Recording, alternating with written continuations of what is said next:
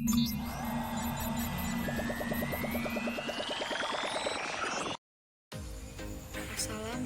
warahmatullahi wabarakatuh. Baik, saya Indah Magdalena, NPM 18751026, ingin menjelaskan tentang metode pembayaran ekspor. Baik, langsung saja ke materinya. Metode pembayaran ekspor. Advance payment, pembayaran langsung kepada eksportir sebelum barang yang dipesan dikirim. Letter of credit, jaminan yang diterbitkan oleh bank atas perintah atau buyer kepada eksportir agar importir melakukan pembayaran sejumlah tertentu. Open account, barang dikirim terlebih dahulu oleh eksportir dan pembayaran dilakukan setelah importir menerima barang tersebut. Consignment, pengiriman barang kepada perantara importir yang akan menjual barang tersebut kepada final buyer. Kepemilikan barang tetap memiliki eksportir sampai barang tersebut terjual. Pembahasan, aplikasi dan pembukaan letter of credit. Kedua, dokumen utama letter of credit. Ketiga, pihak-pihak yang terlibat dalam letter of credit. Letter of credit, tujuan penggunaan adalah memberikan jaminan atau keamanan bagi eksportir untuk mendapatkan pembayaran atas barang yang dijual. Sedangkan importir memberikan jaminan bahwa bank tidak akan melakukan pembayaran sebelum persyaratan yang ditentukan dalam letter of credit dipenuhi.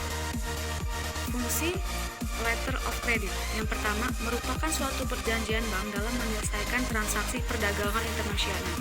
Yang kedua, memberikan pengamatan bagi pihak-pihak yang terlibat dalam transaksi yang diadakannya. Yang ketiga, merupakan instrumen yang didasarkan hanya atas dokumen-dokumen dan bukan atas barang, dagang, atau jasa. Yang keempat, membantu bank memberikan fasilitas pembayaran kepada importir dan memonitor penggunaannya. Letter of credit yang dikirim dari opening bank kepada koresponden bank yang biasanya berbentuk yang pertama surat atau mail. Yang kedua ada telex dan kabel. Yang ketiga ada SWIFT. Keuntungan menggunakan letter of credit. Yang pertama ada relatif paling aman bagi kedua belah pihak. Yang kedua ada eksportir terjamin pembayaran sepanjang persyaratan letter of credit telah dipenuhi. Yang ketiga ada pinjaman dan pembayaran adalah bank, bukan importir. Yang keempat ada eksportir telah terhindar dari resiko kredit dan importir. Yang kelima, dana importir tidak akan dibayarkan kepada eksportir apabila persyaratan dalam letter of credit belum dipenuhi. Kelemahan menggunakan letter of credit. Yang pertama, kedua belah pihak akan menanggung biaya yang cukup besar. Yang kedua, importir menderita resiko akibat marginal deposit yang disetorkannya. Yang ketiga, bank hanya berurusan dengan dokumen bukan barang. Pembukaan letter of credit, hal yang perlu diperhatikan oleh importir opening bank kepada aplikasi pembukaan letter of credit. Yang pertama, nama jelas dan alamat eksportir. Yang kedua, jumlah dan valuta. Yang ketiga, jenis letter of credit, apakah revocable, invocable, dan transferable. Yang keempat, apakah letter of credit tersebut akan diselesaikan dengan cara pembayaran, akseptasi, dan negosiasi. Yang kelima, atas siapa wesel akan ditarik dan bagaimana tenor draft tersebut. Yang keenam, uraian singkat dan barang-barang yang akan diimpor termasuk jumlah dan harga per unit jika ada. Yang ketujuh, syarat-syarat penyerahan barang dalam kondisi FOB, CFR, CIV, dan sebagian.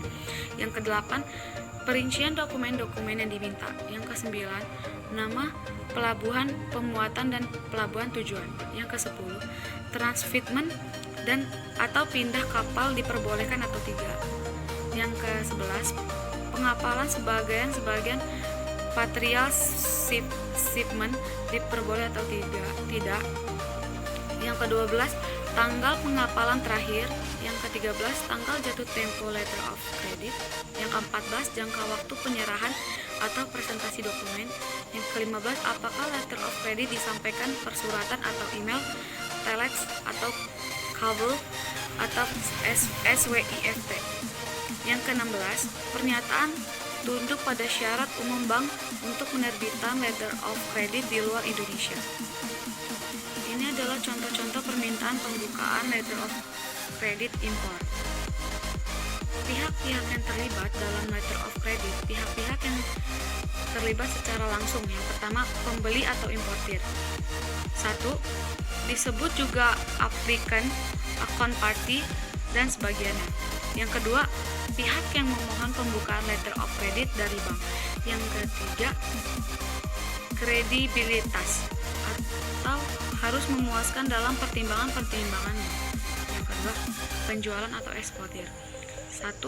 Disebut juga beneficial atau party to be paid dan lain-lain. Yang kedua, pihak kepada siapa letter of credit diterbitkan atau dipergunakan. Yang ketiga, pihak yang memenuhi syarat letter of credit yang diterima dan menyerahkan dokumen-dokumen kepada bank pembayaran. Yang ketiga, bank pembuka atau penerbit letter of credit. 1. Disebut juga opening bank atau importer bank. Yang kedua, bank pembeli yang membuka atau menerbitkan letter of credit kepada beneficiary. Biasanya dimulai perantaranya bank di negara beneficiary. Yang ketiga, yang memeriksa dokumen-dokumen untuk memastikan kecocokannya dengan syarat-syarat letter of credit.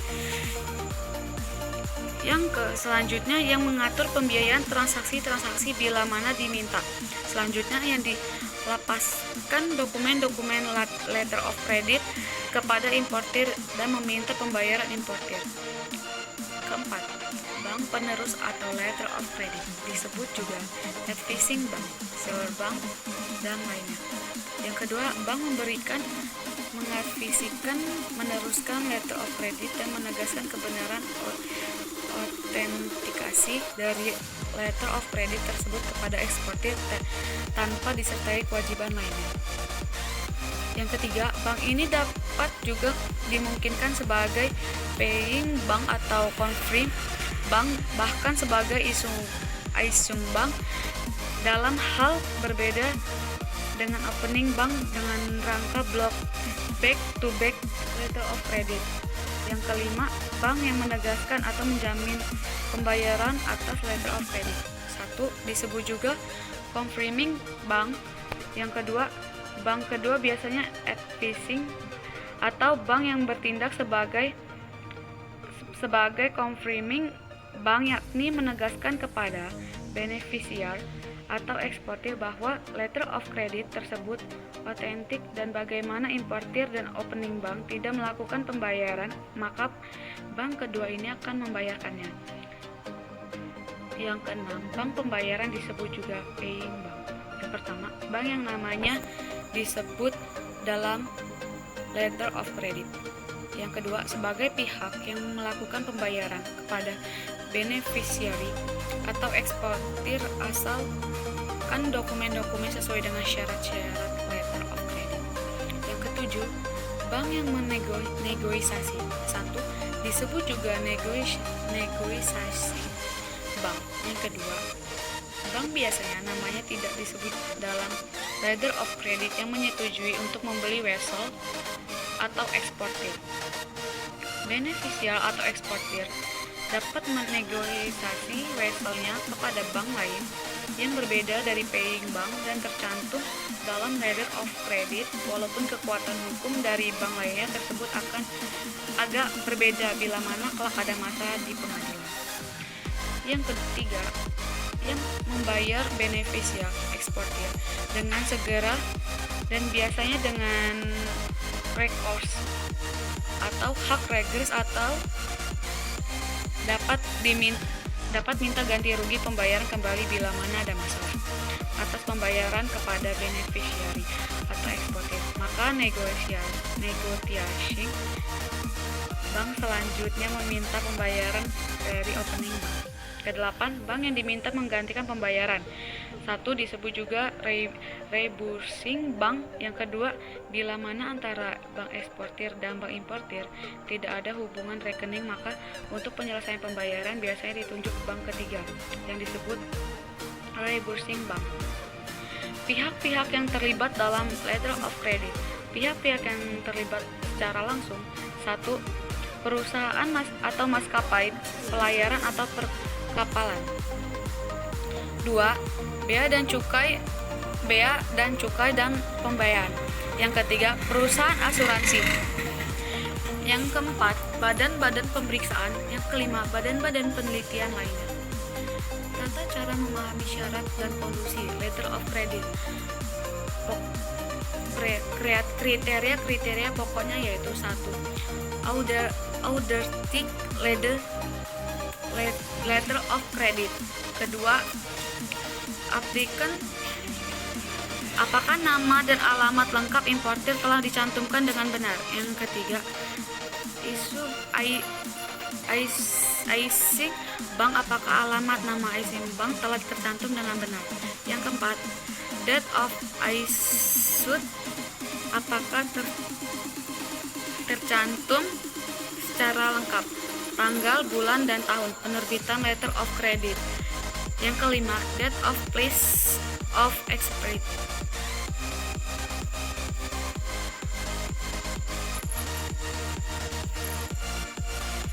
Yang keenam, ada transferable credit, apakah ditransfer kepada beneficiary kedua. Yang ketujuh, confirmation, apakah saat letter of credit diteruskan kepada beneficiary diperlukan adanya tambahan atau konfirmasi. Yang ke-8 ada amount. Ke-9 ada availability. Yang ke-10 ada draft, ditarik atas permohonan kredit atau applicant. Yang ke-11 partial shipment dan treatment atau allowed. Yang ke-12 insurance, apakah ditutup oleh applicant atau beneficiary. Yang ke-13 ada transport, details, port of loading. Yang ke-14 ada description of good, dibuat secara ringkas dan jelas, tidak berlebihan. Yang ke-15 ada trade terms, apakah telah membuat syarat penyerangan barang. Yang ke-16 presentation periode beberapa hari setelah tanggal pengenalan. Ini contoh control sheet atau letter of credit. Dokumen utama dalam letter of credit: 1. Draft, 2. Commercial invoice, yang 3. Bill of lading, 4. Packing list, 5. Yang kelima ada polis asuransi. Sekian penjelasan saya. Apabila ada salah kata, saya mohon maaf. Kepada Allah saya mohon ampun. Wassalamualaikum warahmatullahi wabarakatuh.